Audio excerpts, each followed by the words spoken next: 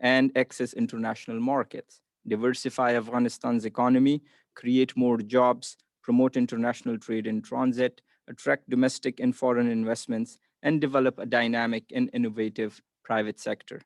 Here, I would like to highlight the important role of the WTO accession process as an opportunity for acceding members to bring internal reforms with a focus on Afghanistan.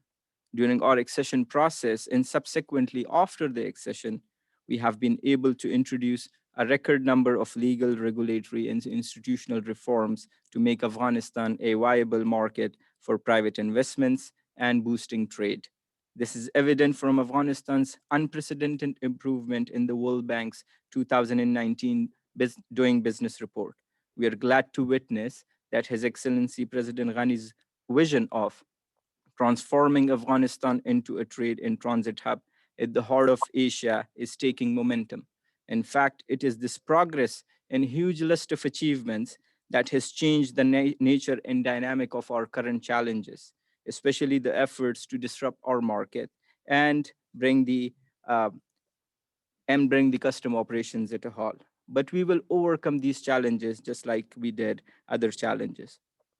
Ladies and gentlemen, given strong political commitment during our accession process, more than 28 laws and regulations were adopted, and new policies and procedures for trade, customs, intellectual property, and investments were introduced. But it didn't stop there.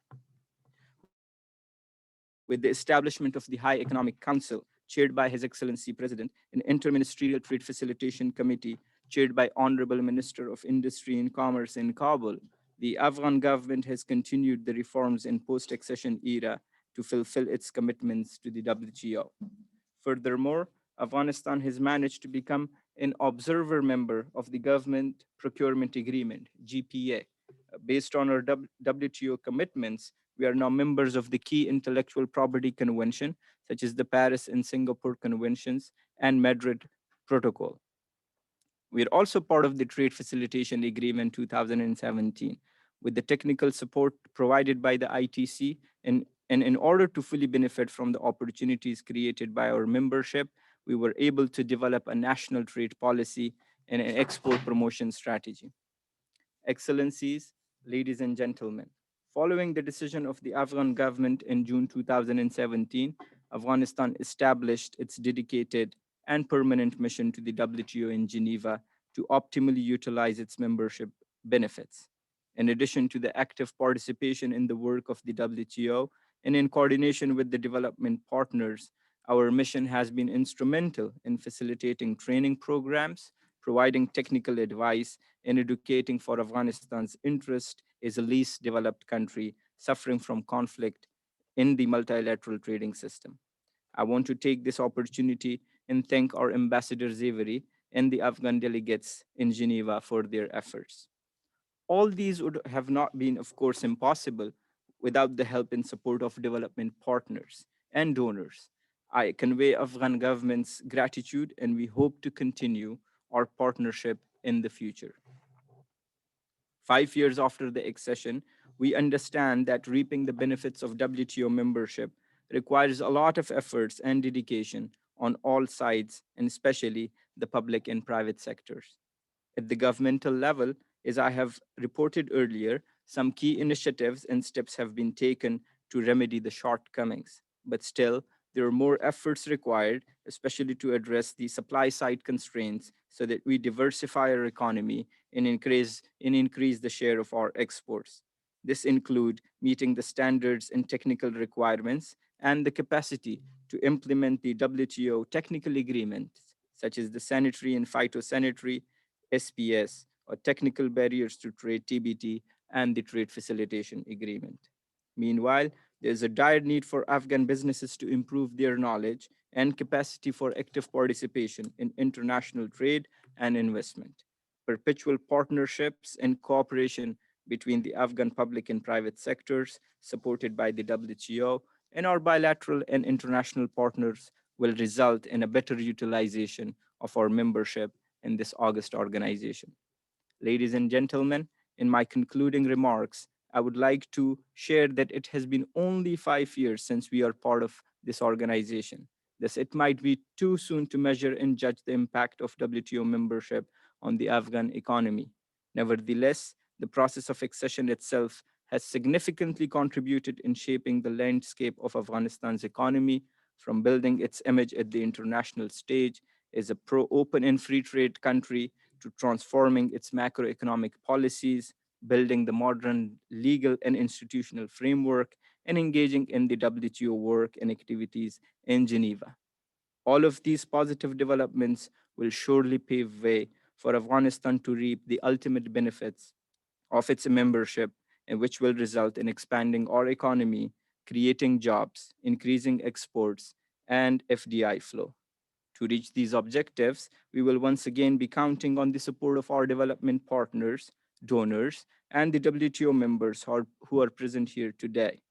I look forward to a vibrant engagement and discussion with all of you. Thank you so much. Thank you very much, Deputy Minister, for your remarks,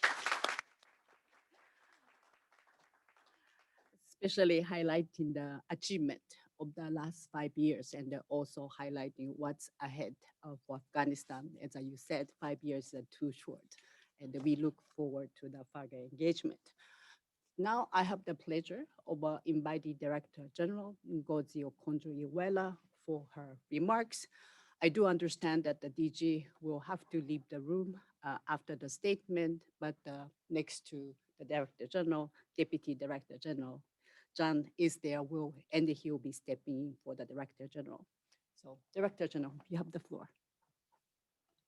Well, thank you very much. And let me say a warm word of welcome to everyone. This is a wonderful occasion and celebration, and I'd like to congratulate you.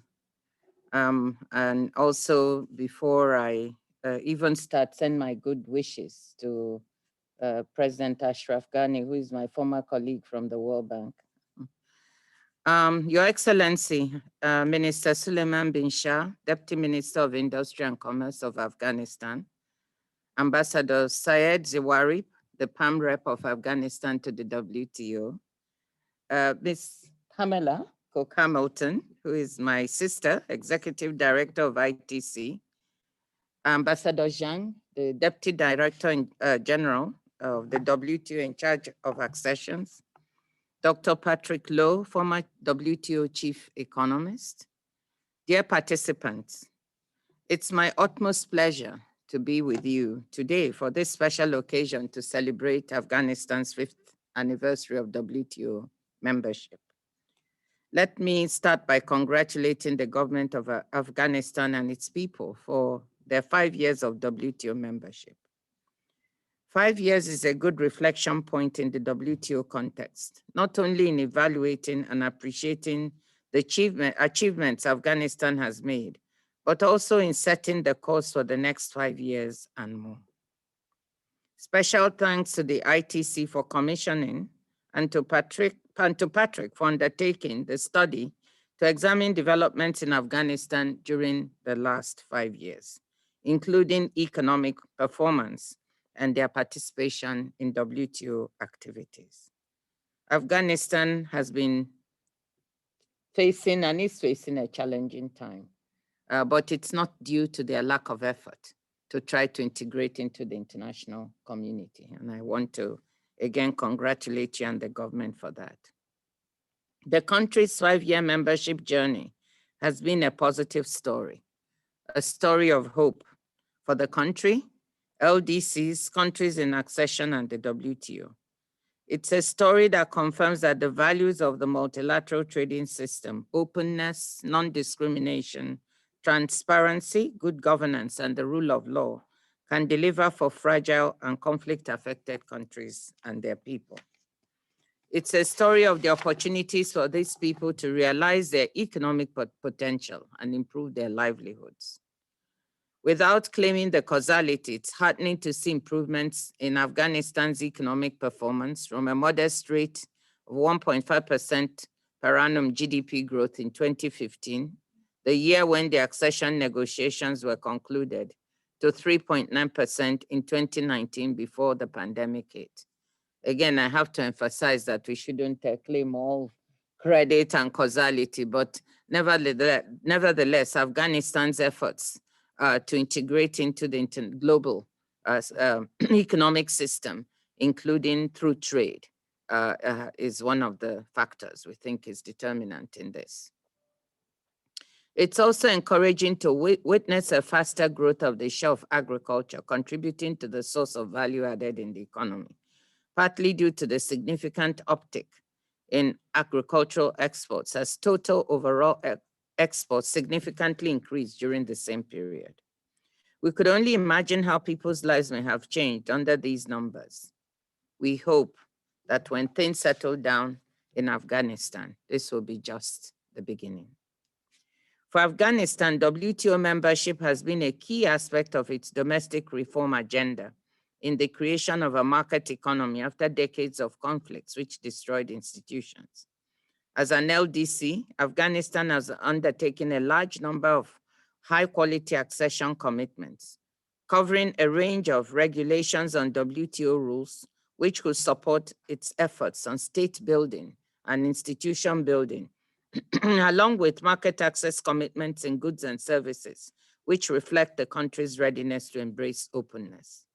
After 5 years, the ITC study indicates that 60% of these commitments have been implemented, while the rest are still ongoing. Outside the WTO, Afghanistan's reform efforts are also well recognized. For instance, in the World Bank's Doing Business Index, where it was named the best reformer in 2019.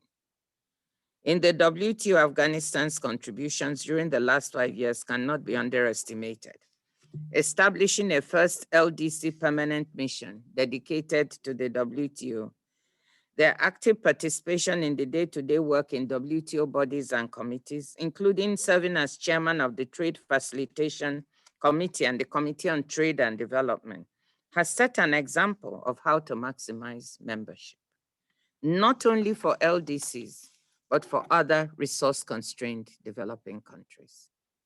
Not only has their hard work and presence in meeting rooms put Afghanistan on the WTO map, but it is already ready to support others, especially other fragile and conflict-affected states. Pretty remarkable. Today's Trade for Peace program would not have come to life without Afghanistan's vision to harness economic integration as an instrument to promote peace and stability. At the WTO's 10th Ministerial Conference in Nairobi in December 2015, as WTO membership adopted the Accession Package, the representative of Afghanistan said as follows, and I quote, "WTO membership has always been an integral part of our strategic objectives to achieve economic stability, improve regional security and cooperation, and achieve everlasting peace," close quote. To implement this vision, Afghanistan, together with Liberia, another civil war-torn LDC that joined the WTO at the same conference, created a group, the G7 Plus WTO Accessions Group, to highlight and bring the attention of the membership to the specific challenges posed by war, conflict, insecurity, fragility, and also the opportunities that integration through WTO membership can offer to those who have suffered. Trade for peace has been a story of hope in the WTO.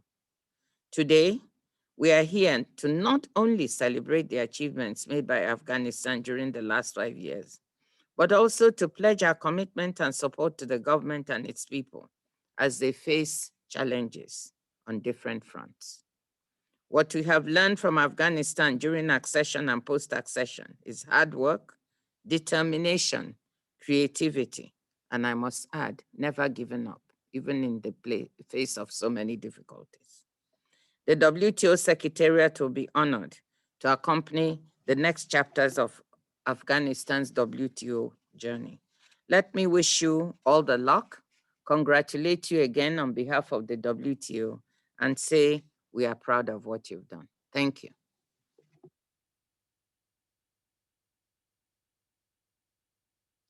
Thank you very much, Director General. I would now like to invite Ms. Pamela Cook-Hamilton. Pamela, you have the floor. Thank you so much, Micah. Honorable Deputy Minister Suleiman bin Shah, Ambassador Zwari, DG Okonjo-Iweala, of course, my sister, Ambassador Zhang, DDG Micah, Michael Shikawa, Dr. Patrick Lowe, my friend in arms. First of all, I want to extend my congratulations to the government of Afghanistan on the 5th anniversary of its accession. You have made impressive strides in the last 2 decades to build up your economy. Preparing for WTO membership and subsequently becoming an active member of the institution in the last 5 years have been key to your country's growth and development strategy. As a former WTO delegate, I know very well what a difficult process WTO accession can be. The scrutiny of every trade-related piece of legislation and procedure, the adoption of completely new trade regimes, and the overhaul of entire sectors. The negotiations with so many different members, the trips back and forth to Geneva. One can only imagine how these difficulties are compounded in a landlocked post-conflict LDC. ITC works on the ground in these countries. We understand them. We believe that trade should work for all and bring positive change to people's lives. Displaced people and refugees need shelter, safety, and a way to provide for their families. Without the economic means, vulnerable communities are placed in an even more vulnerable position. Accession to the WTO helps to get the necessary regulatory frameworks in place to get economies going. And just to say, I was really moved by a statement in our bilateral with the minister when he says, when goods don't move, boots swell.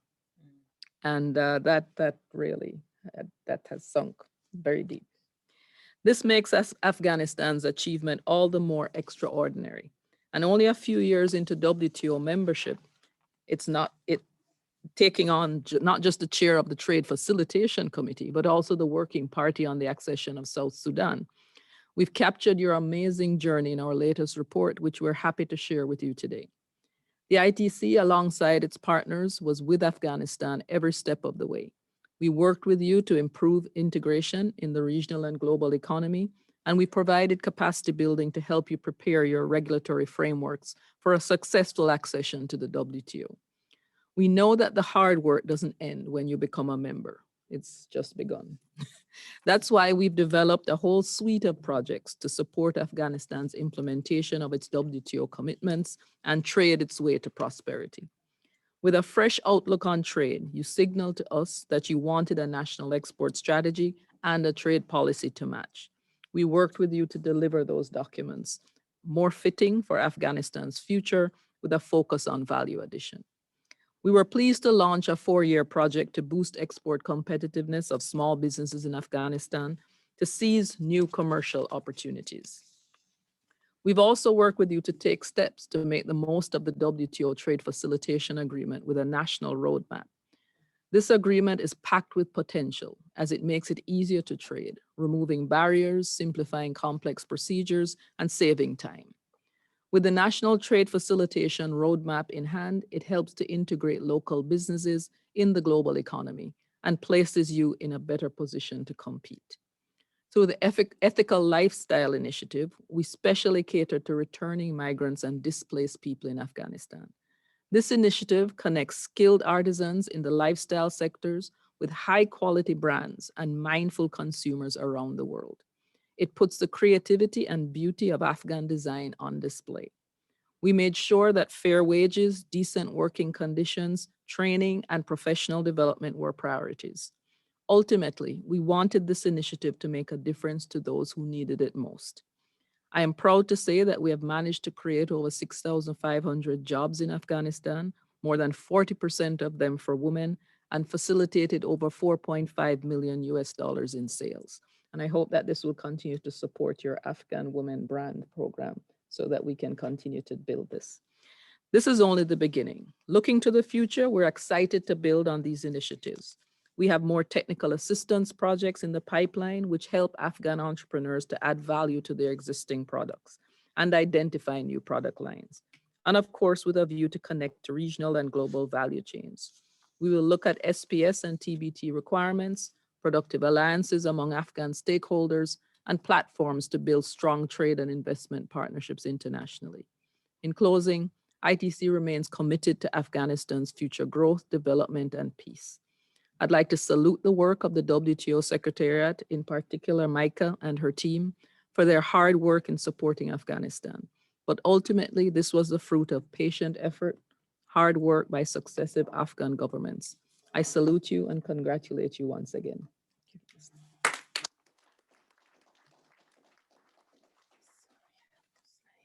Thank you very much, Pamela, for your remarks. Yeah. Let me also use this opportunity to thank ITC for the collaboration we have had in supporting Afghanistan during accession and then post-accession, not just Afghanistan, but also Liberia, and currently in many acceding government, Iraq, Uzbekistan, Sudan, Timor-Leste, just to name a few. It's been a really fruitful collaboration. I believe that we are really be able to support acceding governments, which always face a difficulty. So I think with this, I would like to conclude the high-level part of this our session. I'd like to thank you for all the speakers. You are really welcome to stay on for the rest of the session and of course participate in this discussion. Thank you very much. And I would now like to maybe ask Patrick and Ambassador would like to come up to the stage.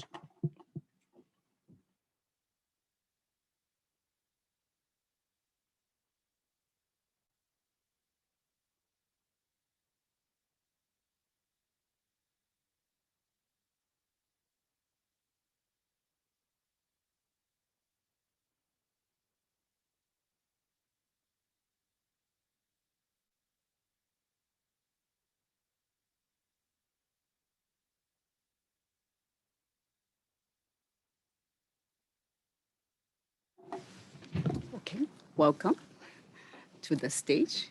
So let us now move to the part 2 of this event, which is a presentation of the Accession Impact Study by Patrick Lok, Afghanistan Retrospective on 5 years of WTO membership. So this study, I do hope you have the copy, looks back over the period, over this 5-year period, and consider the contribution of WTO membership to Afghanistan's economy. Study also identifies opportunity and the steps that could be taken to increase Afghanistan's participation in regional and global trade. I would like to thank ITC once again for assisting with this study, which is also available on their website. And we will make sure that we will have a link on the WTO website as well. So probably, I don't think I need to give any introduction to Patrick Lok. Patrick is our former chief economist in the WTO, and it's also my former boss. He currently works as a consultant for some interesting project like this one, and then also continue to engage with international trade community on a number of WTO issues intellectually, contributing intellectually and substantively. So with these remarks, Patrick, you have the floor. Thank you very much, Micah, and good afternoon and good evening, whatever is appropriate. I'm not quite sure with all these time zones. I really enjoyed doing this job. I still know a lot less than most of the people listening. That's the way it is. What I want to do is just give a very brief outline of what was in the report and make a few comments. So the report's kind of structured around a brief look at economic performance in the last 5 years, well, the last 10 years really, but focusing on the last 5 years. The accession package, Afghanistan's post-accession actions and activities. I'll go over some of those, by no means all. And then a couple of comments on challenges relating to the external trade policy environment, which by no means all belong to Afghanistan. So a brief overview of economic performance. The Director General mentioned a couple of headline numbers. I think it's right to say that in the last 5 years has been a largely positive story, despite multiple challenges. And I think it's good to remember what the Director General says, and which is something that has been emphasized in the report. We don't want to simply make a facile link between WTO membership and what we're going to say about what's happened in Afghanistan in the last 5 years, because the WTO membership part of the story is only one part of the story. It's been part of a transformational process with many other moving parts, and a lot of other things matter. Most of all, the commitment of government to take that transformation process forward, which has been very impressive in the last 2 decades. And then it also depends on a range of flanking and supporting policies, absolutely fundamental. Without these, you don't have much. WTO turns into a piece of paper. So I think that's a really important point to make. And I just make one other point about membership of WTO, which is really useful, is the signaling device. It's a signaling device. It tells the world that Afghanistan is serious about what it's trying to do. Having said that, let me just go over a few headline numbers for the one the Director General mentioned, that if you look at the annual average GDP growth, starting at 1.5% in 2015, it's been a little bit up and down, but on average, it's grown, and it was 3.9% in 2019. The structure of value added, as between agriculture, industry, and services, it's been a fairly stable structure over the years. Services are a dominant source of value, like in just about any economy you care to mention, over 50%. And in my view, this is a bit of a personal bias. I think that a lot needs to be done in the services sectors to make sure that competitiveness is a reality. We didn't study services in any detail here. We were talking about the accession, but I think it's something that needs to be given a lot of thought. Given its dominance, and given that services are important to just about anything you do in the economic sphere, services are part of it. Agriculture has gained over industry. I think that's largely due to a reduced share of industry value added, but you can't really tell which is which. I think agriculture share has gone up because of the export performance of the Afghan economy. Trade has increased from around roughly half a billion, to nearly 1 billion, to 0.9 billion between 2015 and 2019. That's impressive, and I think that's one of the headline that export performance is one of the headline I think responses or reactions to the increasing orientation of Afghanistan towards the world outside. But there are 2 particular challenges I think it's fair to mention. One is the concentration of product structure, and the other is the concentration of market destination. 50% of Afghanistan's exports in the latest data available were fruit and nuts, and a further 25% were vegetables, lax, and resins. Now, there is some variety, of course, within those aggregate categories, but that's still quite a heavy product concentration, and obviously over time, that's something which will be improved. As for destinations, I think the concentration is even more acute, and I think there are many opportunities that Afghanistan will be able to take advantage of in the years to come to diversify the destinations of its export. Because right now, India is almost half of the total, and Pakistan is a further third, making India and Pakistan responsible for 4/5, 80% of Afghanistan's exports. So those are challenges. Foreign direct investment has been fairly stable over the 5-year period since accession. It fluctuates, but I think that's to do with the size of the investment projects. I'm only guessing, but consistently it's been less than 1% of GDP. This is always a challenge for everybody. How do you attract FDI? How do you attract the right kind of FDI? The accession package, let's say just a little bit about the accession package. Afghanistan modified or introduced 27 new laws, regulations, and procedures in the context of a very explicit commitment to a market economy, to transparency in the privatization process, and to reliance on commercial criteria in divesting state resources. So I think those are very important landmark basics of how the economy was going to move forward. The Accession Working Party report contains 37 paragraphs with specific regulatory commitments. In that context, most of these were other things you would probably expect to find in a WTO accession outcome. But I think it's notable to see that Afghanistan also took on a range of commitments. Being a least developed country, took on a range of commitments not assumed by all the WTO memberships. Membership of the Information Technology Agreement, the obligation to hold sub-national entities to national WTO commitments. For the original signatories of the WTO, of the GATT, this is something, it's a best endeavors commitment, and it's very meaningful, I think, to have made that a firm commitment. Binding export taxes to zero, except for a list of exceptions. That is also an unusual thing for, if you look at the majority of the membership. I think this is impressive. Commitment to join the government procurement agreement. Full TRIPS implementation without taking advantage of the scope offered by the phase-in period for least developed countries. Implementation of the regulatory principles template on telecoms in schedule of specific commitments for services. These are all things that many governments haven't done. And I think that it is impressive that Afghanistan has been willing to do these things, given its development status.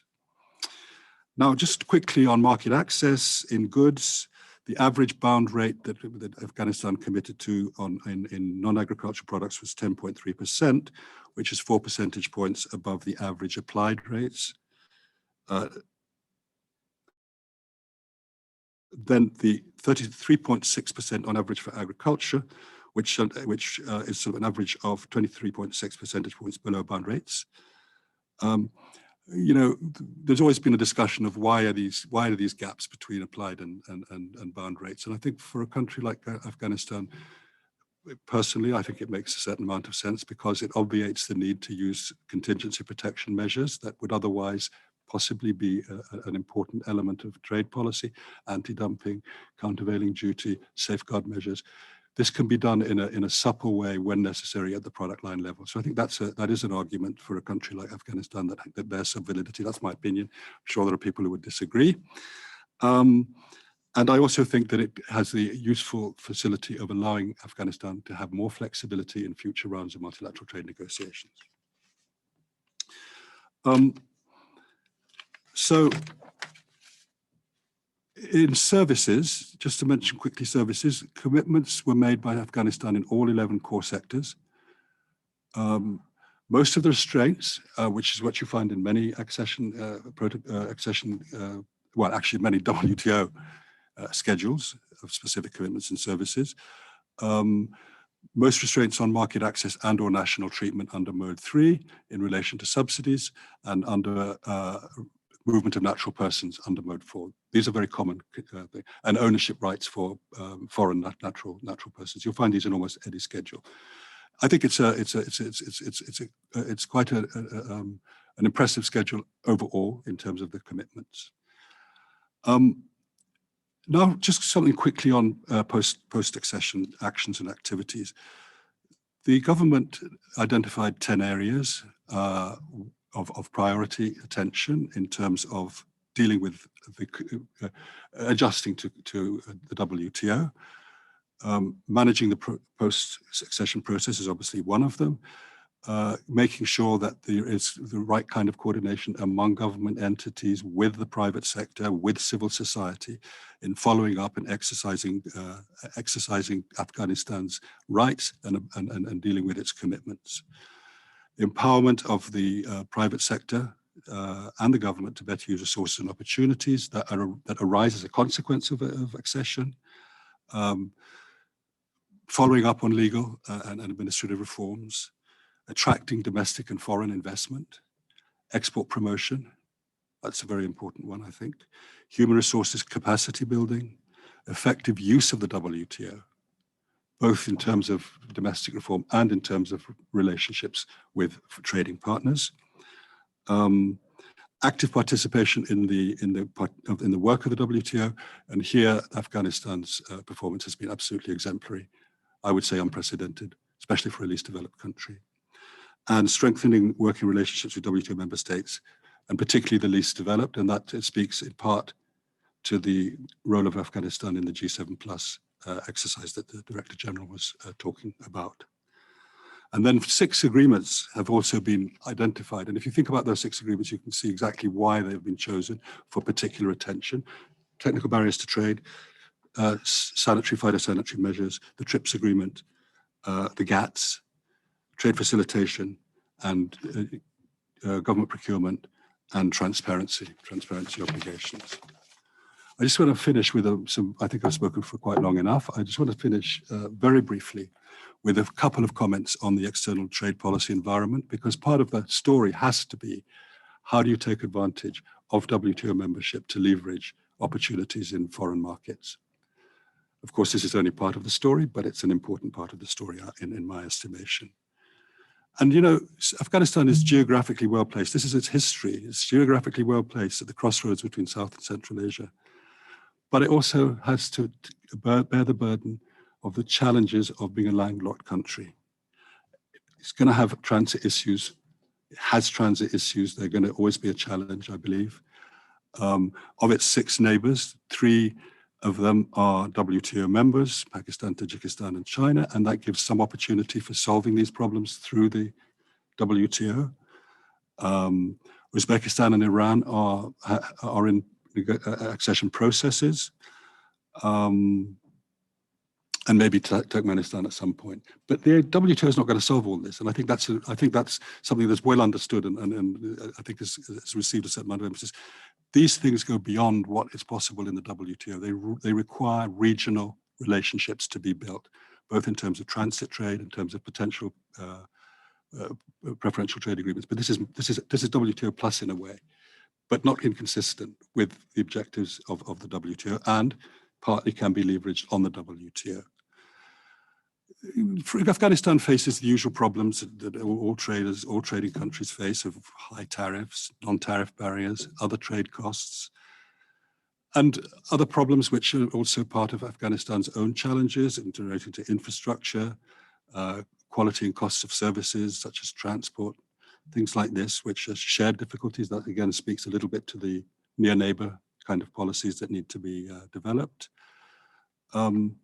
And I think there's also plenty of potential, and I know that Afghanistan is working on this, to deepen and extend trade relations with economies that are further afield, and make sure that Afghanistan is taking every advantage of whatever preferential access it gets from its trading partners, things like everything but arms and least developed country free trade access. And I think locally, there are challenges to strengthen domestic capacities to identify and cater to foreign markets, to service exports effectively, things like certification, inspection laboratories, export promotion, and quality assurance. So these are all things that everybody faces, and I was just mentioning them because they were pointed out in various documents that I was furnished in the preparation of this report. So that's really all I've got to say. I think that there are many things that could be improved here, and I did what I could. Thank you. Thank you so much, Patrick, for providing, I think all the highlights of the finding of the study. And I have to say, especially in the LDC context, I don't think we have done a study quite comprehensive as this one, looking at different aspects, economic performance, and then not just looking at the implementation rate of accession commitment, which is always difficult, but also looking at participation in WTO activity. And I could say this, and I used to work as a secretary of LDC group, and I have never seen and of course, LDC always have a capacity and a resource constraint, and that's really prevent them from putting, lots of the things that they would like. But I think Afghanistan in that regard was really exemplary in putting themselves, almost everywhere. You go to a meeting room, Afghanistan is always there, and they take the floor. So I think that really shows great example for others. And I think another aspect I thought was interesting was on the highlighting the regional aspects. So I'm really hoping that this is something being useful. And then I think hope also set sort of a good example for other accession. We are dealing with still 8 other LDCs, and this will provide a good guidance for them as they are quite actually engaged in the accession negotiations. So thanks to Patrick once again for the study you have done. Now I'd like to invite Ambassador Diwari for your comment on the study. Ambassador, you have the floor. Thank you very much, Micah. I would like to welcome DDG Zhang here with us, Deputy Minister Binshaw. It's a great pleasure to have him here with us, showing the political commitment of Afghan government to our membership to the WTO. It was great to have Executive Director Hamilton earlier, and the Director General, and it's good to have you, Dr. Loh. And I would also like to thank His Excellency Roderick Van Schreven, the chair of the Afghanistan Working Party when we acceded to the WTO in 2016. And also everyone in the room and also connected with us virtually. I would like to say welcome and thank you for joining us today. And also I would like to join the Deputy Minister in sharing and expressing my sincere appreciation to the WTO Secretariat and also the ITC for co-organizing the event. Indeed, it is a historic moment for Afghanistan. We were once dreaming of becoming part of the multilateral trading organization, and now it has been 5 years. And it's great to hear, based on concrete evidence, as Patrick mentioned, that we have been able to have tangible achievements with our membership. But the path doesn't end here. As all the colleagues mentioned, this is just a start. I'd like to briefly talk about the idea of where the idea came in regards to conducting the study. I still remember a few months back when I had my first meeting with Micah, we were discussing, and I raised the idea of maybe we should celebrate the 5th anniversary of Afghanistan membership. And we were trying to both brainstorm the content that we will have in the event. And one of the areas that we would add question marks is that how can we document or conduct a concrete study where we can look about the experience of Afghanistan, see where there were missed opportunities, and how we were able to have achievements. And this document, I believe, is not only for Afghanistan, for me, for my colleagues, for our development partners to see where there are the opportunities that they can help us out as we move forward, but also to the new acceding countries as they are in the process of their negotiation. I believe that they can learn quite a lot about the experience of Afghanistan as the very last member of the WTO. My discussion will have, I would be briefly touching over 2 points. One, Afghanistan engagement, the mission here in Geneva for the last 5 years, how we engaged within the multilateral trading system, and tried our best, me, my colleague, and my predecessor, Ambassador Hakcho, who did an amazing job before me here. How we tried our best to connect our capital, Kabul, here with the WTO, and tried our very best to maximize the benefits and the opportunities, the resources available, not only within the World Trade Organization, but beyond. As we can see in Geneva, we have got a lot of partners, development partners such as ITC, EIF, who have always been ready to help Afghanistan and other LDCs out in the process. And then at the same time, I'll try my best to talk about the way forward, where we are moving, and what are the opportunities that lies in front of us and the challenges. Of course, some of them were mentioned by Patrick, and I will try to expand on some, and then I mentioned the ones that weren't mentioned by Patrick. In regards to Afghanistan's engagement here in Geneva, as the Director General mentioned, Afghanistan is the first least developing country that opened a dedicated mission to the WTO here in Geneva. and I believe we still don't have any other LDC having this sort of engagement within the WTO. So I believe that this shows that political commitment of our government to the multilateral trading system, of course. And WTO mission here in Geneva, we engaged within the WTO bodies and existing structures by leading committees on trade facilitation, trade and development, and also being the lead on Accession Working Party of South Sudan. And hopefully we will be leading more committees in the future. And very recently, it was decided in the General Council as well that Afghanistan will be leading the Committee on Rules of Origin, which is going to be extremely important for us as we move forward.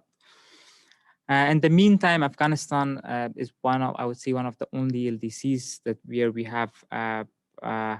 are part of two important joint statement initiatives, both the micro, small, medium enterprises, and also I believe the e-commerce. And at the same time, we try to maximize on our right as third party within the dispute settlement body of the WTO by being observer and the third party in the process, where we learned a lot, and hopefully we will be able to use that knowledge as we move forward. And also at the same time, one exceptional, I would say, contribution that Afghanistan government to the mission and our capital we tried to make was not only stop where we exceeded, but try to help other conflict affected states in the process to accede more comfortably and get the support that they needed. Based on that, Afghanistan contributed to establishment of G7 plus, of course, with the help and support from the WTO Secretariat, Micah and her colleagues. And the purpose of that was to facilitate the integration of fragile economies into the multilateral trading system, of course, through providing information, experience sharing as we move forward. And at the same time, we are trying our best to support the proposals which are which the WTO members are receiving in regards to how to facilitate the accession of next members.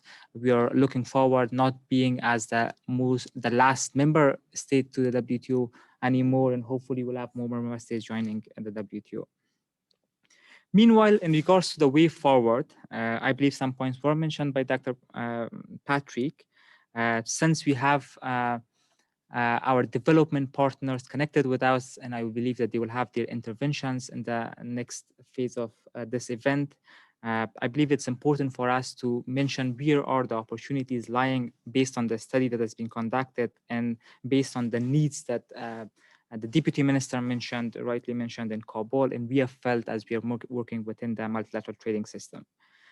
One of the specific areas and one of the specific main objectives of Afghanistan accession to the WTO was to use our trade and transit rights, be able to comfortably make sure that our goods and services reach to the global markets. The Afghan government has tried its best, but of course, to be able to achieve or ensure that those rights are maintained and the other member states comply with it, there is an immense need to build an institutional capacity at the national level that could defend those rights, identify where other WTO members are not complying with it, and then help the Afghan government and then Afghanistan mission here in Geneva raise the concerns whenever it is needed, or even if need be, of course, use the dispute settlement body as we move forward. And this is specific regard, as I mentioned earlier, we have been third party within the dispute settlement body, but this problem is not only Afghanistan's, but I believe it is all LDCs, because unfortunately, the statistics from the WTO Secretariat itself shows that there has been very minimum number of cases ever raised by a LDC country within the DSB system.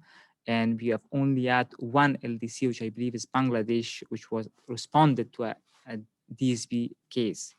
Similarly, when we talk about the specific trade concerns ever raised within the committee levels, if it is the TBT or SPS, the numbers are very low and insignificant, and hopefully our development partners will help the Afghan government to be able to use this opportunity, immense opportunity, and the objective of Afghanistan that based on which we became acceding member within the WTO system.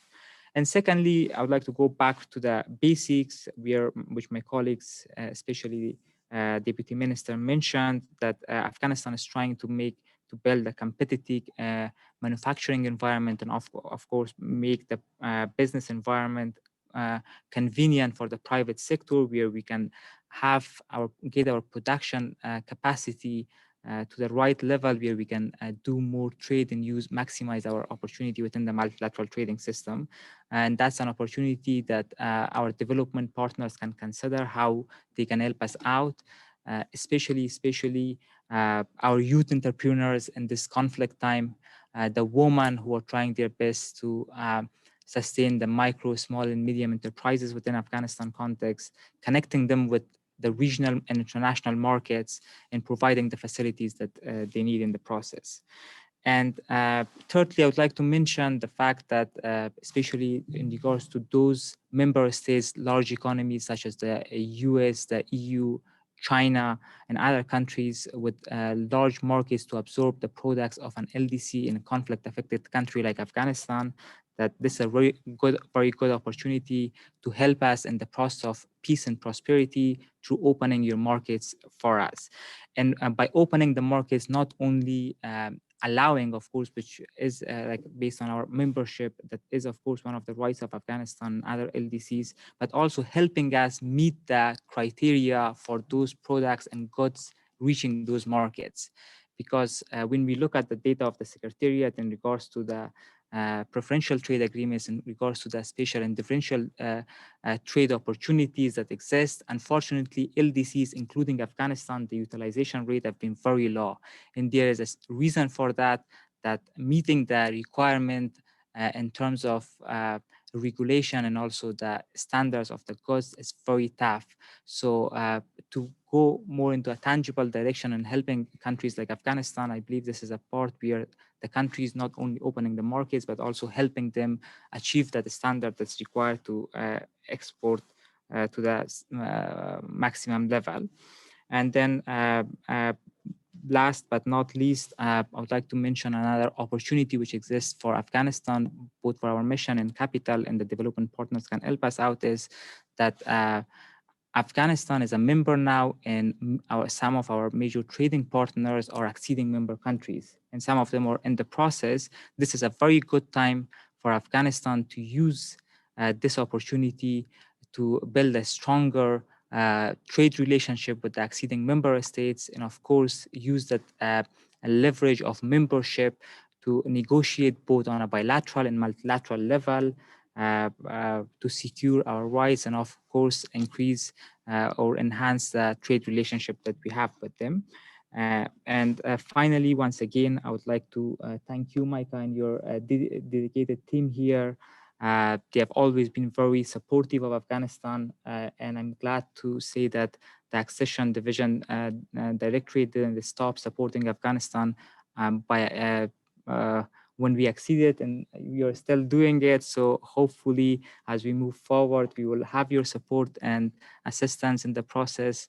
And once again, I would like to thank the Deputy Minister, my good colleague and friend, Mr. Sarwari, and also my colleague from CLDP, who have traveled all the way to Geneva to join us in this event. It's a pleasure to have you all, and thank you very much, everyone, for attending today. Thank you. Thank you very much, Ambassador, and include very kind word towards, Accession Division. It's true. This idea of celebrating, and not just celebrating, but we thought it would be really good to have evidence, and then as a study, what not just in the one particular area, but to more comprehensive. So thank you very much for sort of taking this actually just a chat actually forward and led to this event. And I should also add, usually our relationship with acceding government ends when they become members, so which means 5 years ago. But we have been very much honored to continue our collaboration, not just because, we have a very good, we always had a good working relationship, because your readiness to support many of the accessions, and not just being supporting as a working party chair, but your also readiness to engage in accession negotiation very proactively, especially in your neighborhood. So thank you very much for that. So I think we should be moving to the third part of our event, which means that we would now like to open the floor for reaction from the participant and the discussion on the way forward. So I'm pleased to see actually the number of participants in the room, which doesn't happen often these days. And then, but of course, we also have a number of them online, quite a number of them. So this is a good opportunity for, I think, useful exchange between Afghanistan and the WTO members and development partners. So I think those who are here, please let me know if you like to intervene. And then those who are on Zoom, please please use the raise hands button in the Zoom. So should we start? Oh, I'm sorry. Didi Zhang, please, you have the floor first. Okay, I would like to make a comment, and there is two questions to Patrick and also Ambassador Diwali and Deputy Minister Ben Shah. First of all, I would like to join others in congratulating the 5th anniversary of Afghanistan for its accession to the WTO. As Deputy Minister said, 5 years is a short period of time. But I think it's a big step forward for Afghanistan. And there's a lot of positive changes. I witnessed the positive activities of Afghanistan in Geneva. And I was also very impressed by the funding of the research of Patrick. And I also share the view of Pamela that to join the WTO is not the end of the integration to the global economy. It's just a new start. And in my view, the 5 years is the end of the honeymoon with WTO. And now we start the real life with a lot of challenges. So my question to Patrick is that based on your research, if Afghanistan government asks you to give them some advice, what the advice of you will be? And my second question also go to you and the colleagues from Afghanistan about the special and differential treatment. I know you made a solid research, and we discussed that. So I don't know, during this research of the Afghanistan's case, have you anticipated the role of a special and different treatment articles in Afghanistan? And from the point of view of Afghanistan, if the SNTT is an important element for your accession, what those articles are relevant or which are not implemented well by the others, or which are not necessary? And what's your view of the current discussion in the WTO about the United States proposal? Patrick, please. I thought I'd finished. On the first question, it seems to me that a lot of what Afghanistan, the government, the authorities are focusing on are exactly the kinds of things that I would be looking at if I was a decision maker in this respect. So all these things about enabling, a lot of enabling things that you can sometimes think of them as flanking or as supplementary or as additional, in the sense that they're not necessarily the core point that affects the relative price of a product and its efficiency. All those other things, which you're talking about them, and I think you're looking at them. There's only one thing which I already alluded to, which I think is something that isn't done enough, not just in Afghanistan, but in just about many countries. It's to recognize that services, they may be hard to measure, they may be invisible, but there are very few countries where services are not more than half of the source of value in the economy. Now, there's the obvious story of the services that kind of, that go with what we call the producer services. Services like banking, transport, distribution, business services, those kinds of services. Those services are essential to any branch of activity, of economic activity in an economy, unless it's completely outside the formal sector.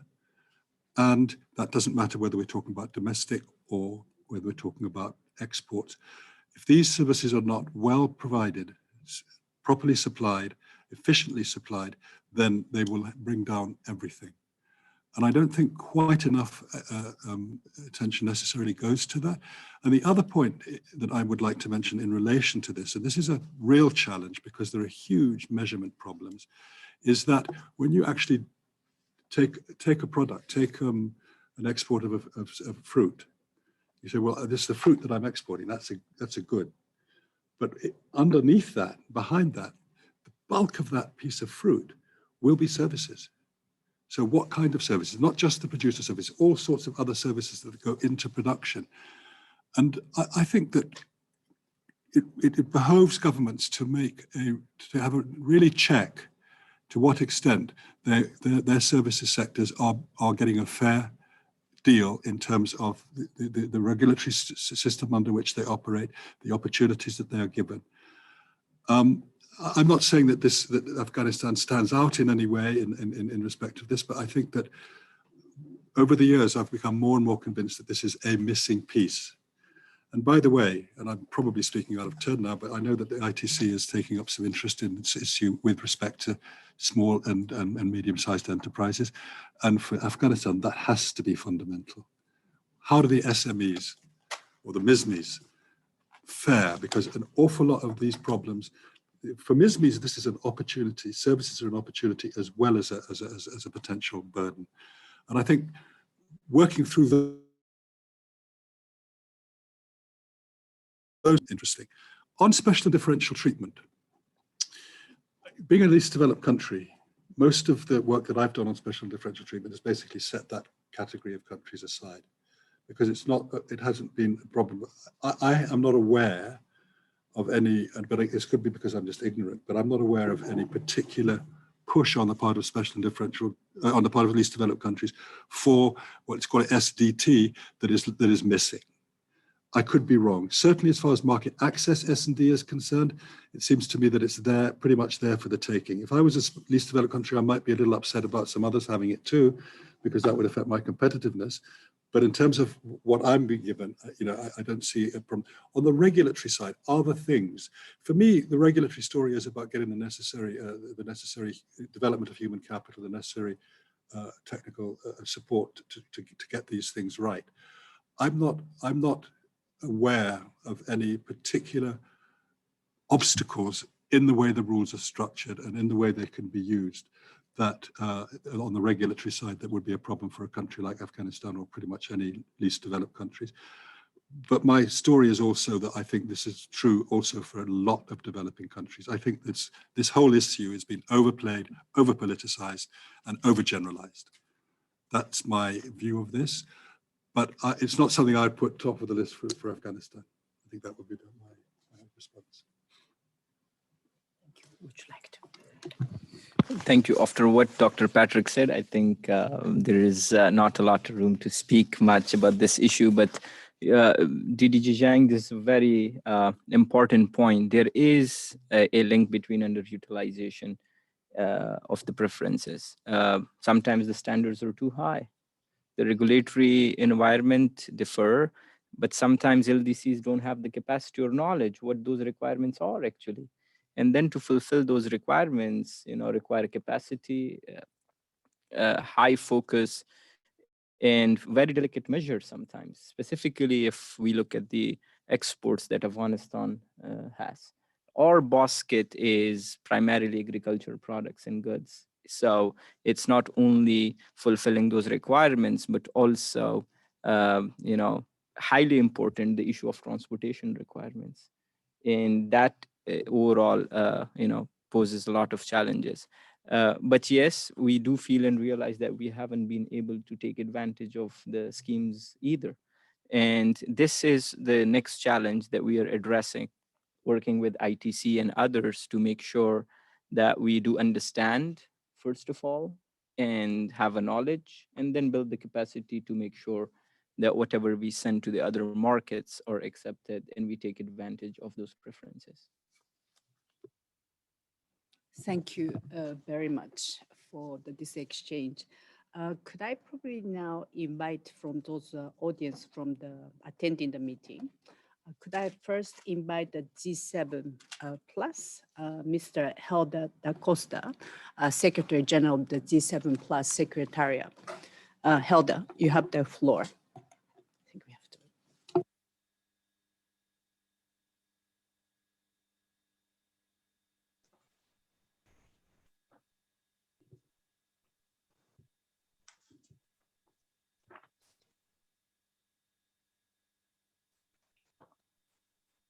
Can I?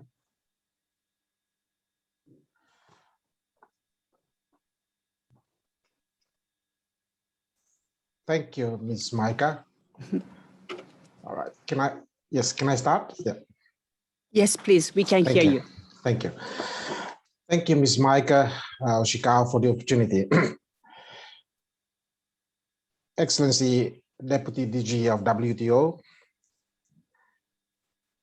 His Excellency Deputy Minister of Commerce of Afghanistan, Mr. Sulaiman bin Shah, His Excellency Ambassador of Afghanistan, Mr. Ziwari, distinguished delegates, Excellencies, ladies and gentlemen, all protocols observed.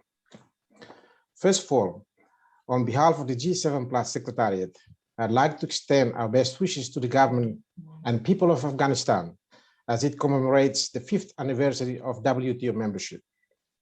And I thank the WTO leadership and members for assisting members of G7 Plus and other conflict-affected countries in accession to WTO. The G7 Plus WTO accession group, which was mentioned by DG of WTO, Dr. Ngozi, just now, currently coordinated by esteemed missions of Liberia and Timor-Leste, is an excellent opportunity to facilitating sharing of experiences that can raise and inspire other countries in how best to benefit from WTO accession. I'd like to use this opportunity to make 2 comments as food for thoughts, and would like to hear a feedback from the esteemed panelists. First, this event today has served as peer learning and sharing of experiences, which has been at the core of our mission. There are so much valuable lessons from other member countries that can be shared with others in our group. I really hope sharing of such lessons are institutionalized among countries for the mutual learning.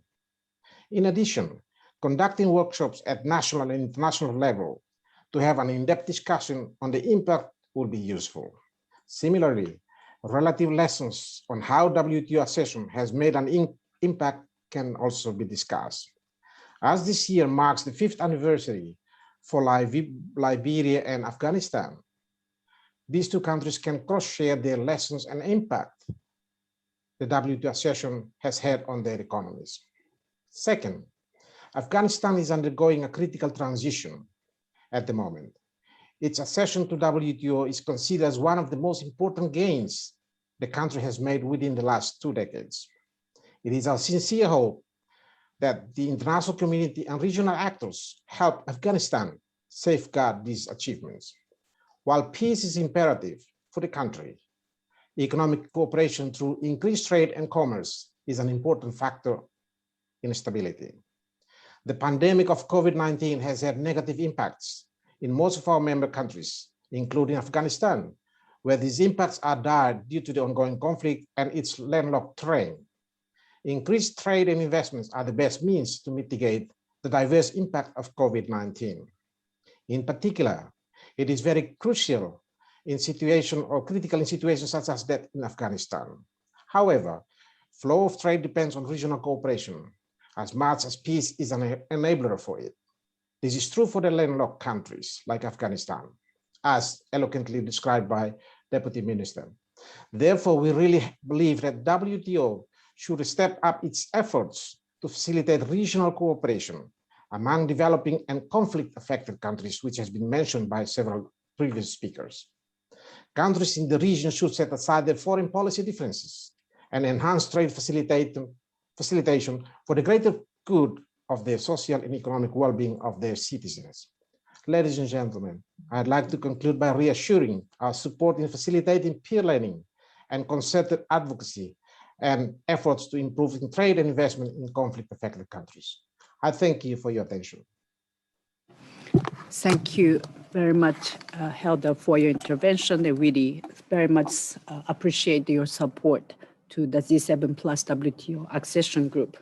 Now, I would like to invite Mr. Stefan Lok from EU delegation to the Afghanistan. Mr. Lok, you have the floor. Thank you very much, Mike, and Excellencies, distinguished participants, and dear colleagues. I'm currently on the road, connecting remotely, and I'll leave my camera off if you don't mind. But I'm the head of the Development Cooperation Program of the European Union in Afghanistan.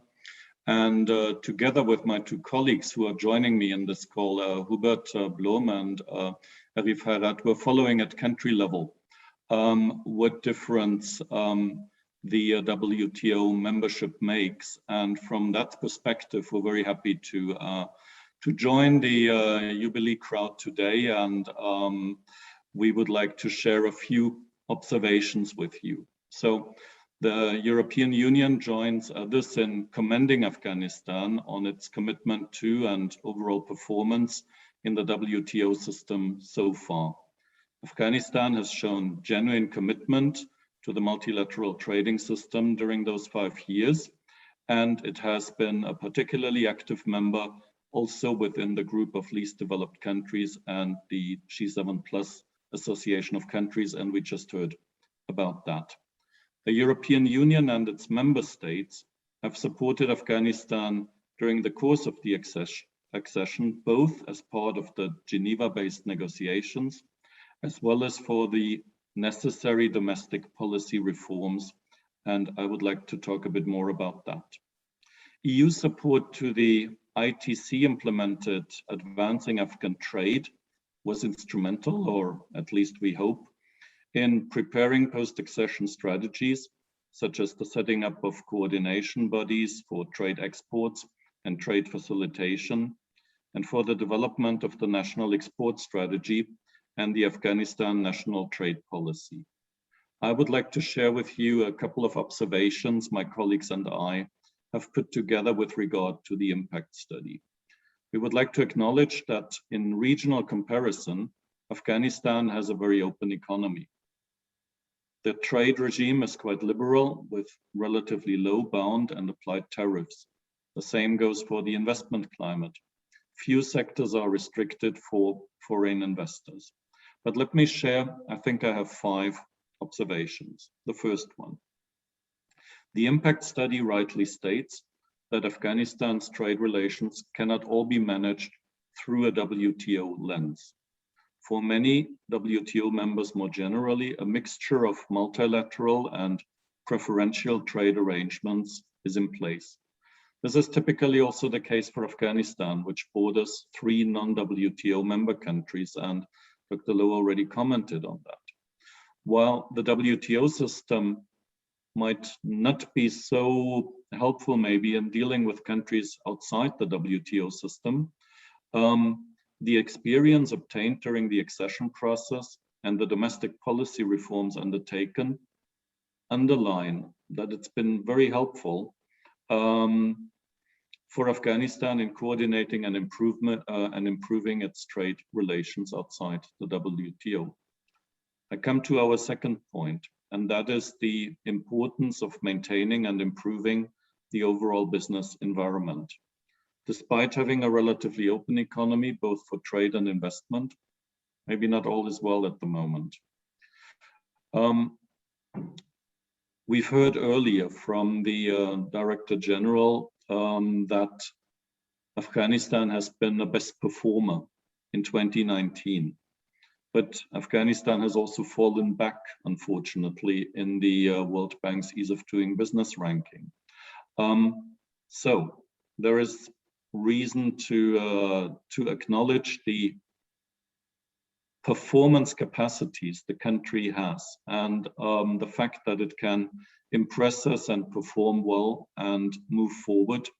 But we also need to acknowledge the risks the country is facing, both in terms of the environment, the business environment, the political environment, and in terms of capacity constraints.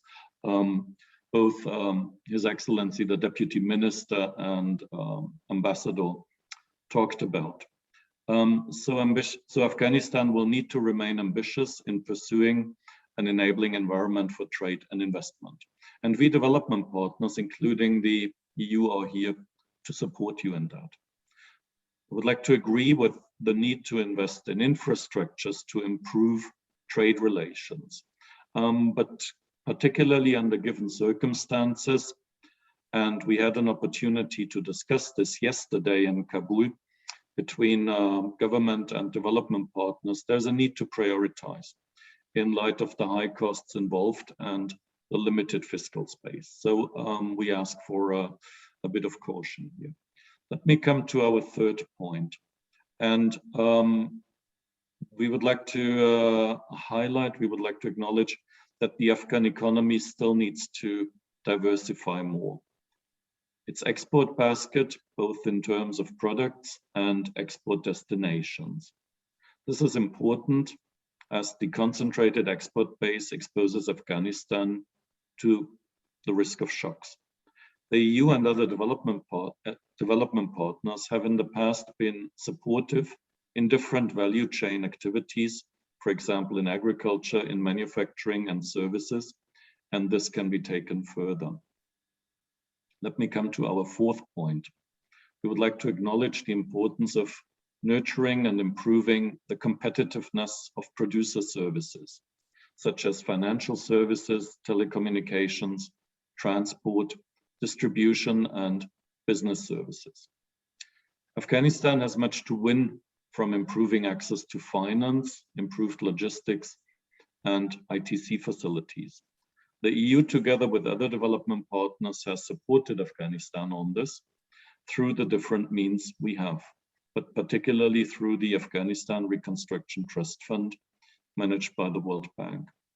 Also within the broader context of creating an enabling environment for private sector, it remains important that Afghanistan develops and maintains stable, transparent, and predictable sector policies. Let me come to my fifth and last point. Afghanistan, as a member of the WTO, now needs to continue making full use of the perks offered by the multilateral trading system. The focus here is almost automatically on market access, in particular for least developed countries, and the stability and predictability provided by a rules-based system. But less in the spotlight, it deserves to be highlighted that Afghanistan could and should continue to make full use of the different training and technical assistance facilities in existence, such as the Enhanced Integrated Framework, the EIF, or the Standards and Trade Development Facility, STDF. The story does not end here, of course. We, from the side of the EU, stand ready to support Afghanistan further within the multilateral trading system, but also in assisting Afghanistan in realizing the potential of market access in the EU. And that we've written in our new country strategy for Afghanistan under preparation, where we give quite some space for continued support to trade and private sector development. And in this context, Excellencies, Deputy Minister and Ambassador, I look forward to our continued cooperation. Thank you very much, and I hand back to our moderator. Thank you very much to the EU for the very detailed questions and also the support that the EU has been providing. I would suggest that we try to take up some more interventions before I hand back to the podium. I would now like to invite ACWL in the room. Okay, very good.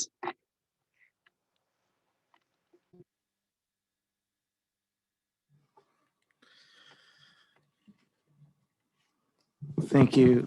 Thank you very much, Micah. And thank you very much for organizing this special occasion. On behalf of the Advisory Center on WTO Law, we're very pleased here to be with you, and we would like to congratulate our colleagues from Afghanistan, Ambassador Siwari, Mr. Bin Shah, Mr. Sagwari, and all other colleagues who are currently in charge of the conduct of trade policy, and those who were involved in the accession process were fully aware of the challenges that you were facing.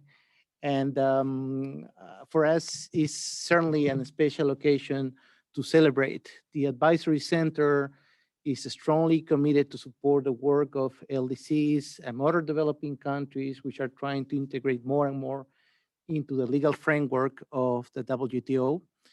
And for us, the case of Afghanistan is certainly an example. It's a remarkable example of a clarity of purpose. You had a clear vision of what you wanted to achieve. You have a firm determination on the specific actions that you have to take. And you have decided to go to take that path in accordance with the rule of the law and to have currently a very proactive presence within the organization. And that's something that we all have to feel proud of. We personally at the Advisory Center, we feel very proud of having accompanied you throughout different steps in the process. And we certainly remain committed to continue working very closely with you to continue our cooperation with respect to all the services provided by the center, particularly the building of internal capacities and also the provision of legal advice. So congratulations again, and thank you very much. Thank you very much to ACWL. Anybody else? Okay, please go ahead. Hi, everyone. And I would also like to extend my thank you to the WTO Secretariat and for the ITC for organizing this event, and for Dr. Lowe for creating that report that I may or may not have read 3 or 4 times. So thank you for that. It is truly remarkable to take a moment and have a retrospective look at what Afghanistan has achieved so far, and also to have a hopeful look of what is yet to come in terms of WTO compliance. On behalf of CLDP, the Commercial Law Development Program of the U.S. Department of Commerce, we stand ready to support you in any way that we can in areas that you identify, and especially with regards to WTO compliance, trade facilitation, and export promotion. We also look forward to working more closely with our other donor agencies to coordinate rather than to duplicate our work, which was also highlighted in Dr. Lowe's report. It's been a pleasure for us to work closely with our counterparts within the Ministry of Industry and Commerce, Ambassador Ziwari, Deputy Minister Bin Shah. It's been a pleasure, and of course, on a day-to-day with Mr. Sarvari. We stand ready to support you, and we look forward to what we can achieve together. Thank you. Thank you so much to CLDP, all the support that you have been providing, joint accession and the post-accession. I think we organized together post-accession activity where we had some photo from that workshop. Anybody else from the, okay, enhanced integrated framework? Annette.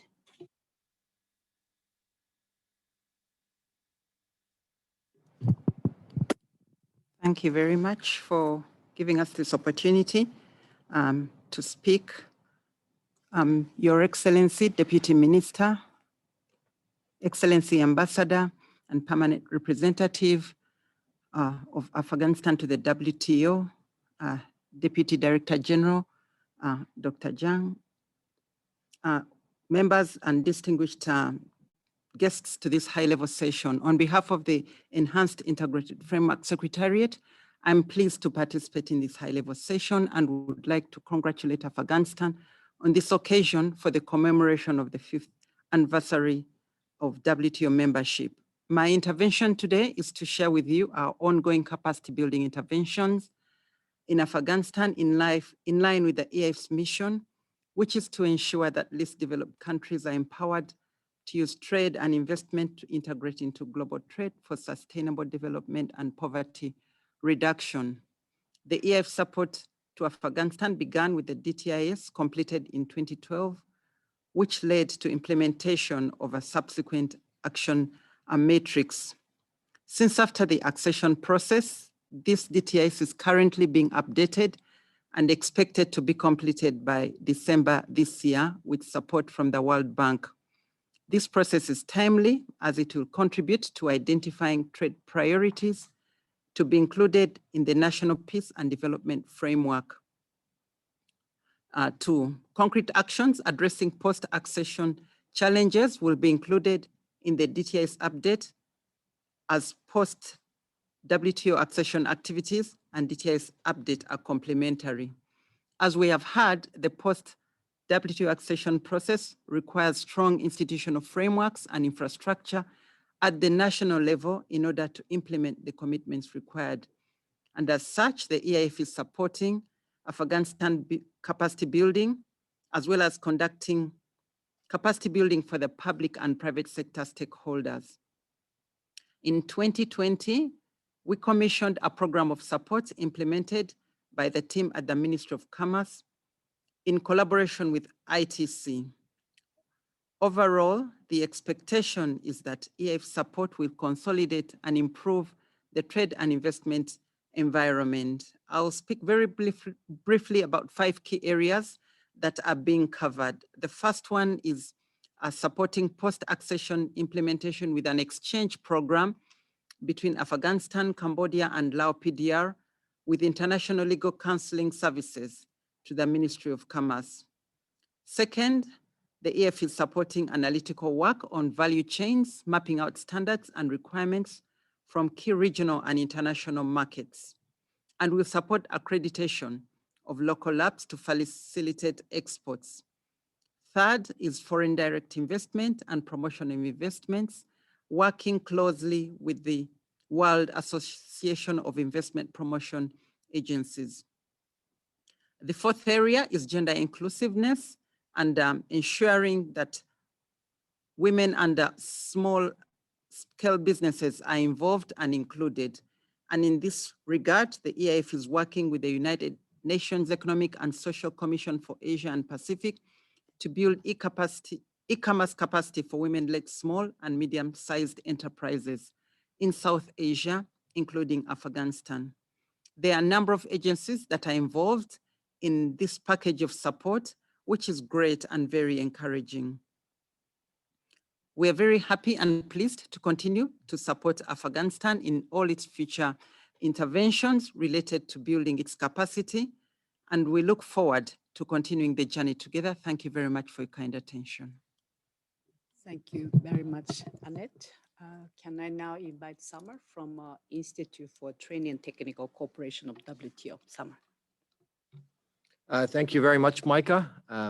Excellencies, Deputy Minister Bin Shah, Excellency Ambassador Zawari, colleagues from Afghanistan, it's very nice to have you here in the WTO. I would like to join my colleagues and of course my DG and my DDG in congratulating you on the great achievement, 5 years of being a WTO member and very active WTO member. I have to commend you on all the achievements to date. I was hesitant to take the floor now. I wanted other development partners to speak before me, since you're here in our house. But I think now it's time to also, on behalf of the Institute for Training and Technical Cooperation, to express our readiness to support Afghanistan in any way possible. We've worked very closely with colleagues in-house and development partners in the your accessions process, and certainly in the post-accessions period of the last 5 years. We've worked very closely with our colleagues from CLDP. It's very nice to have you here with us in organizing events on notification requirements, for example, where I believe you hold a very good record as an LDC in fulfilling most of your notification obligations in the WTO, and we've done it more than once on numerous occasions. We've also organized events with our colleagues from the UNSCAP In the initial days, I believe I went to Thailand with my colleague Anna, who's here with us in the room, where we sat with a group of 40 officials from Afghanistan, including representatives from the private sector, to explain the accessions package that was adopted, going through the 37 commitment paragraphs and what needs to be done, coming up with some sort of an action plan. We've also certainly collaborated with ACWL, and I recall taking the first delegation of Afghanistan that was visiting Geneva, again funded by CLDP, the US Department of Commerce, to make the first introduction to ACWL. And of course, it goes without saying that the strong collaboration with EIF and ITC, who are also here with us in the room. We have also organized events to support Afghanistan on you becoming an observer to the GPA and acceding eventually to the government procurement agreement. Of course, we've also provided different support to a group, to the newly appointed commercial attachés from Afghanistan that were going to be posted abroad. I believe we did that in Sri Lanka a few years back. So there was a lot of support that we can give, and we would like to continue giving that support moving forward. So once again, let me congratulate you on the achievements to date, and we look forward to working and continuing our excellent work with you. Thank you very much.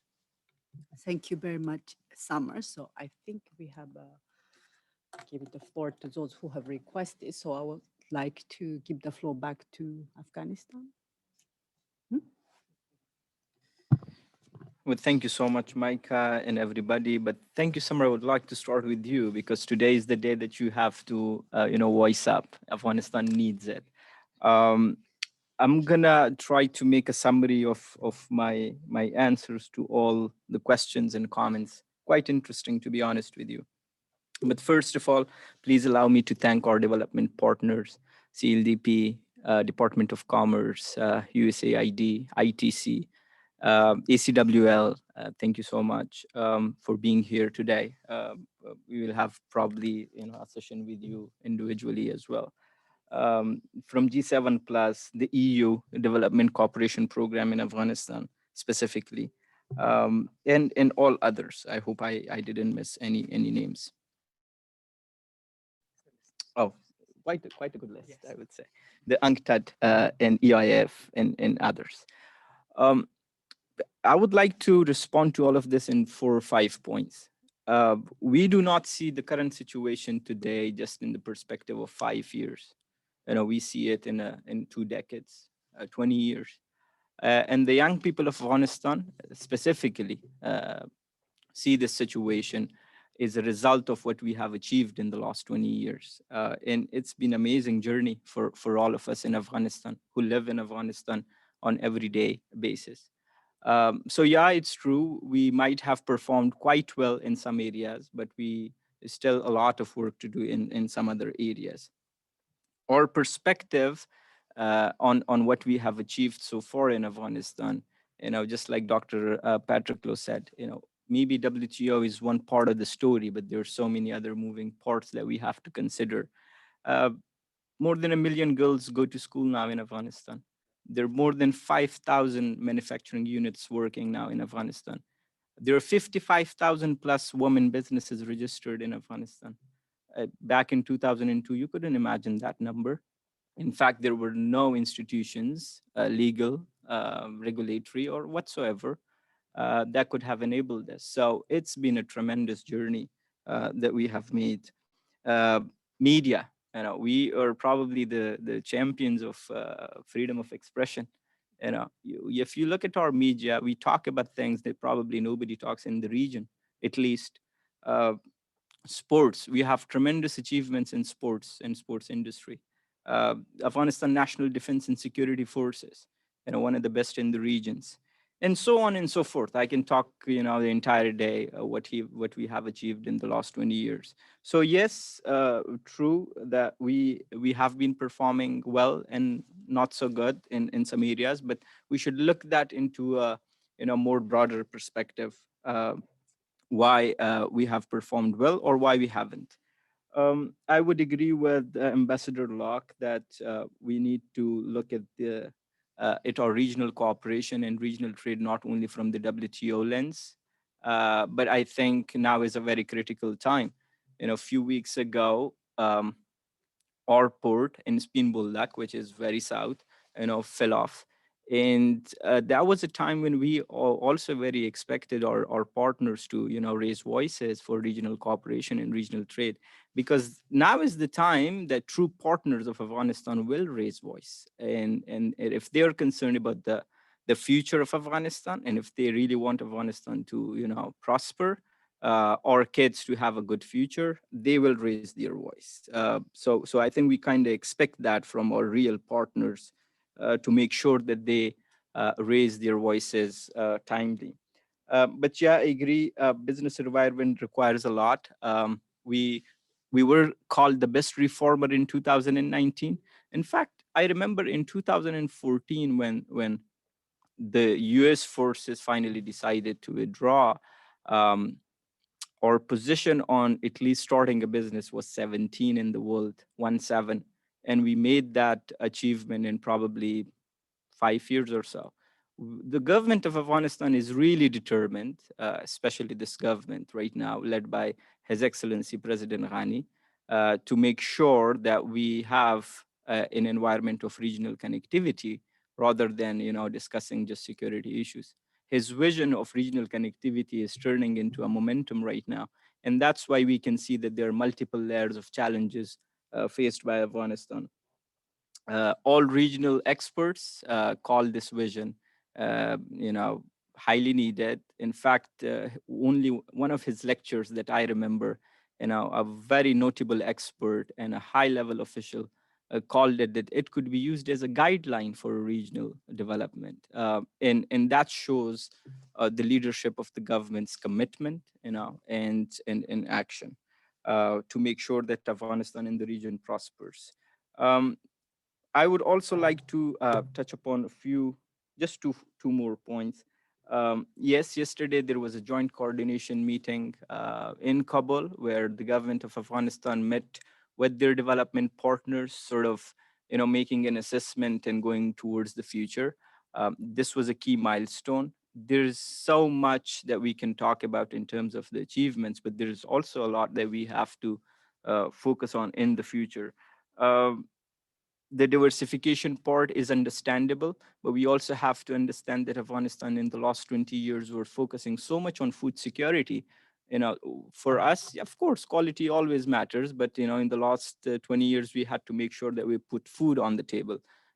How good or bad that food is probably was not a very significant concern for us as a nation, but just that we needed to feed our people. In terms of the infrastructure, yes, there are currently challenges, a lot of challenges when it comes to our infrastructure development. But in the last few years, if you see, we constructed, Salma Dam. We just, inaugurated Kamal Khan Dam. And I can name you a list of projects, infrastructure projects that were implemented right in Afghanistan, given all the security situation. So yes, there's much to do in terms of highways, in terms of rail, and in terms of other infrastructure projects. But I think we have been doing quite okay in terms of that as well.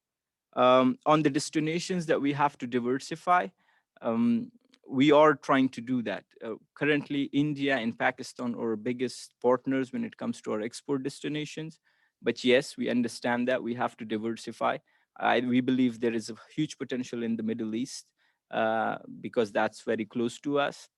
But all the way, even we have, we could, have access to markets in Europe and US as well, given that our products fulfill that criteria. And that would be our focus onwards. You can read the Afghanistan National Peace and Development Framework, and I'm sure it will give you an extensive overview of what we are trying to do when it comes to market building. The framework is basically about peace building, state building, and market building. And market building being one of the crucial, element of the entire plan, conveys a message that the government of Afghanistan is highly, highly focused when it comes to business and trade environment and making sure that our products have access in new markets. Once again, I would like to thank all of you, all these development partners, to make sure that we prosper and to make sure that we have development. I would be happy to respond to any other questions now or after this event. Thank you so much. Thank you very much, Deputy Minister. I think you wonderfully wrapped it up and answered to all questions. Just a brief addition to what you said in regards to the challenges that Afghanistan is facing that cannot be ignored, especially when we talk at the WTO level, multilateral trading system, and how other members can contribute in resolving it and helping countries like Afghanistan, is of course the huge impact of the COVID on a landlocked country like Afghanistan that cannot be overstated as many times as we mention it. And this problem is not only, Afghanistan is not only the only LDC facing it, but others as well. The low level of vaccinations, which have been carried out in all LDCs, including Afghanistan. And this has been a huge topic at the WTO level. And we're glad to see that the Director General herself has been engaged in it because it has hugely impacted the economy of countries like Afghanistan, especially given the landlockedness, where we are still dependent on a huge import market from other countries that already we are being affected by the conflict. But when pandemics such as the COVID comes with it, then it makes the work really tough. So hopefully at the multilateral trading level, we will be able to find a solution to the very real problems that LDCs are facing, like Afghanistan. And that will not only help the LDCs, but also definitely create hope for the acceding member states that it's not only the talks happening at the Geneva level, but actions are taken as well. And hopefully we'll see some result by the MC12 along with other major discussions that's happening. Thank you. Can I add just one brief comment? I really don't like the word landlocked. I'm very sensitive to the word landlocked. We would like to call ourselves as a land bridge, and that's our vision. We want to be a land bridge country in the region, and we expect that everybody, think about us on that level and have a partnership on that level. Thank you. Thank you very much for that addition. Patrick or Didi Zhang, would you like to? Absolutely not. Thank you very much. Okay, thank you very much. If I do not see any other requests for the floor, I think it's time to probably close this meeting, the event. Well, first of all, once again, congratulations to the 5th anniversary. We've been very honored to be part of this honeymoon period, according to DDT John. And by the way, China will be celebrating later this year 20 years. So it will be really quite interesting looking that perspective. And then I think this short session, but I thought it was very rich and then concrete. And then I think what I felt was, well, first of all, I think all that acknowledgement, achievement, progress Afghanistan has done, which has been unprecedented, exemplary. And then, but at the same time, we were able to identify the area, what to do next. And then I think what you heard was from the partners, that the readiness to support Afghanistan in the next chapter. And of course, WTO will be very much happy to be part of that next stage. Probably last thing I wanted to add is a little bit about promotion.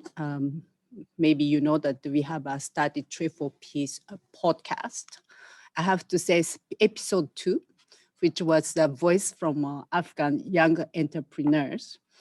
And then, by the way, next one will be the Deputy Minister together with a Member of Parliament. When you listen to these episodes, really, probably, but these are the one of the best episodes among the other about 10 we found. But when you listen to the episode, immediately, oh, I want to go to Afghanistan now because this is so many things are happening. It's so exciting. So please do listen if you have an opportunity. And really, once again, thanks to Deputy Minister for coming all the way from Kabul for this special event, and we look forward to engaging with you with next 2 days for more specific meetings. And Patrick for leading this study. Really, I think this will set a good example for other accessions as well, and DDG Zhang for all the support, and DG's office for her to you saw that she was very, very busy, but at the same time, she made a point that she wanted to be part of this event. And of course, my team, despite we have had a very busy week, we had a 2 accession working party. We just finished 2 minutes before this event, but we have managed to run this very smoothly. So thank you very much to my team as well. With this, I would like to close this event. Once again, thank you very much for your participation.